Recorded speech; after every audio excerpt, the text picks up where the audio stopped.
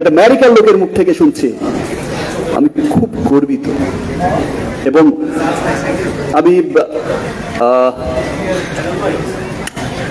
রাফিকে অনেক ধন্যবাদ জানাই যে তুফানের মতো এমন একটা চমৎকার প্রজেক্ট, যেটা আসলে আমরা যদি সেটাকে বলি হচ্ছে কমার্শিয়াল ফিল্ম,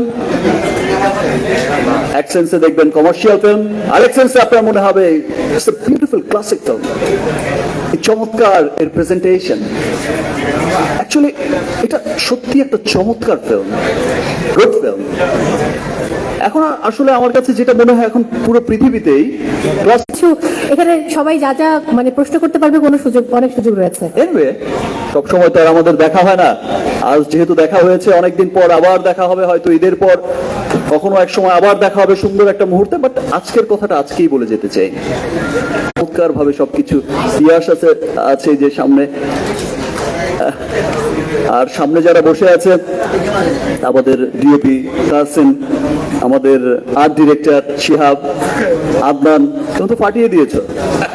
এনিওয়ে তুমি আর টাকা টাকা চেয়েও না এই ছবিতে, বিকজ এই ছবির পর থেকে তুমি কিন্তু আর্টিস্ট হয়ে যাবে, তো তোমার কিছু দেওয়া উচিত রাফিকে। তারপর সাম, আমার কস্টিউম ডিজাইনার, আমার মেকআপ আর্টিস্ট সবুজ, রাকায়েত ভাই জিকেন, সেটা রাফি তো বলেছে, সবাই জানে। বাট আমি সত্যিই বলছি যে আমি ভাবতেই পারি না উইদাউট চঞ্চল ভাই আমার কাছে প্রজেক্টটা তুফান অসম্পূর্ণ থেকে যেত। Thank you brother. আমি ধন্যবাদ জানাই আমার দুই বিউটিফুল কো অ্যাক্ট্রেসকে, নাবিলাকে, ঝড় তুলেছে সেই বোঝে না কি বোঝে না, এখন রাফিও বোঝে না মিমি ছাড়া একদম। এনিওয়ে সো সকলের মন জয় করা সেই মিমি আজকে সকলের সামনে এবং এত চমৎকার কাজ করেছে, সেটা আমার মুখ থেকে আর বলার, এই সমস্ত কথা আমার আসলে মুখ থেকে বলার কিছু নেই, কারণ এটা এখন আপনাদের মাধ্যমে বা এই যে ইলেকট্রনিক্স মিডিয়া, সোশ্যাল মিডিয়ার কল্যাণে কিন্তু সেই বিষয়টা সবাই কিন্তু দেখছে।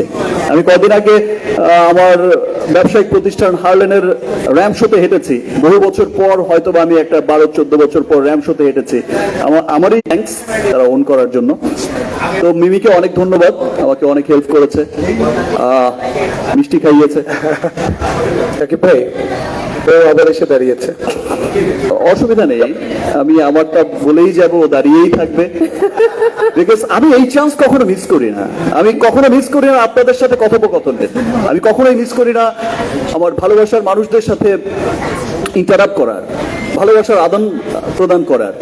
সো আমার কথা মোটামুটি শেষ হয়ে গেছে। তুফানকে যে ভালোবাসা দেশ বিদেশের মানুষ যেভাবে দিচ্ছে, ইনশাল্লাহ উই হোপ যে তুফান শুধু বাংলায় নয়, এপার বাংলা ওপার বাংলা, শুধু বাংলায় নয়, এই তুফান বয়ে যাবে গোটা পৃথিবীতে, এবং এই তুফান ঝড় জয় করবে গোটা পৃথিবীর মানুষকে।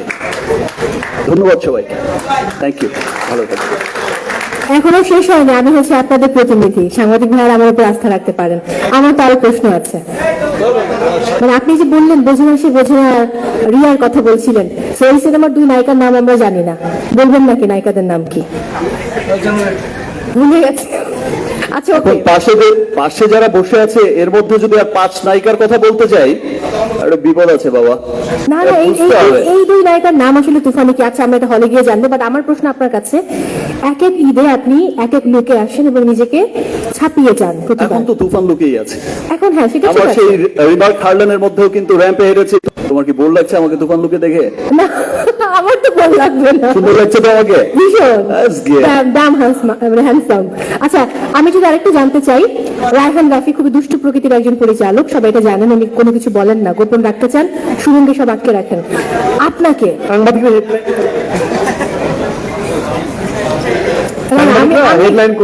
আমি এটা পজিটিভ অর্থে বলেছি, মানে পরে প্রশ্ন জানি ছেড়ে দিয়েন না। হেডলাইন হবে দুষ্ট প্রকৃতির পরিচালক রায়হান রাফি, কে বললেন? মৌ। ভিতরে অনেকে তো ভিতরটা পড়ে না, ও আচ্ছা রায়হান রাফি ঠিক, ও আসলেই খারাপ। কিন্তু রাফি আমি চেঞ্জ করে দাও, রাফি মোয়ের কথাটা আমি এন্ডোর্স করছি। থ্যাংক ইউ শাকিল ভাই। এমনি আমার জীবন অনেক তুফান টর্নেডো বয়ে যাচ্ছে। যাই হোক, আমি একটু যাই আবার শাকিব খানের কাছে। শাকিব ভাই, আমার প্রশ্ন শেষ হয়নি। মানে আমার প্রশ্ন হচ্ছে যে, যেটা বলছিলাম, উনি তো নিশ্চয়ই আপনাকে অনেক কিছু বলেছেন যে এটা বলা যাবে না, এটা বলা যাবে না, এটা বলা যাবে না, এটা বলা যাবে না। যাবে না লিস্ট অনেক লম্বা। সেই লিস্ট থেকে একটা যদি আমাদেরকে আজকে শেয়ার করেন, এমন কোনো গোপন তথ্য যেটা আমার সাংবাদিক ভাইয়েরা খুশি হবে। আচ্ছা, একটু ঘামটা মুছে নেই। আমার দুপাশে দুই সুন্দরী হট নায়িকা বসে আছে, ঘামিয়েই যাচ্ছে। কি করব, প্রশ্ন কি বলবো? হ্যাঁ, মানে গোপন কিছু যেটা রায়হান রাফির মানে বলা যাবে না লিস্টে রয়েছে, কিন্তু আপনি সাংবাদিক ভাইদের জন্য আজকে বলে দেবেন। আর মাত্র 4 দিনই তো আছে। আরে ধুর, এটা কিছু না। গোপন জিনিস গোপনই থাক না, বাকিটা তো সেই গোপন। রাইট, এই যে বিবি বলে দিয়েছে, বাকিটা তো হলে গিয়ে দেখবে। এটা কোনো কথা হলো? বিবিটা গোপন বলতেই পারবো না, নো, অসম্ভব ব্যাপার। আচ্ছা, ওকে। ভীষণ কষ্ট পাবে। আমার কিছু বলার নেই, আমি চেষ্টা করেছিলাম, আমি ব্যর্থ হয়েছি, এবং আমার ব্যর্থ হবার ভাগিদার আপনারা। যদি আপনারা পরের প্রশ্নে সেটা আসলে উদ্ধার করতে পারেন, আমি আর কথা বাড়াবো না। তবে এখন সাংবাদিক ভাইদের প্রশ্ন, আমার মনে হয় যে এই প্রশ্নোত্তরের মধ্য দিয়ে অনেক উত্তর আপনারা পেয়ে গেছেন, বাট আমরা মাত্র 7টি প্রশ্ন নেব, কারণ আমরা জানি 7 হচ্ছে লাকি সংখ্যা। যাই হোক, আমরা 7টি প্রশ্ন নেব। এবারে সাংবাদিক ভাইদের জন্য আমি আসলে ফ্লোরটা ছেড়ে দিলাম। আমার মনে হয় যে আপনাদের এখানে শৌখিন ভাই রয়েছে, একটু হেল্প করবে আমাকে। তো হেল্প করেন। আর আপনাদের যে প্রশ্ন রয়েছে, মাত্র 7টি প্রশ্ন আমরা নিতে পারবো।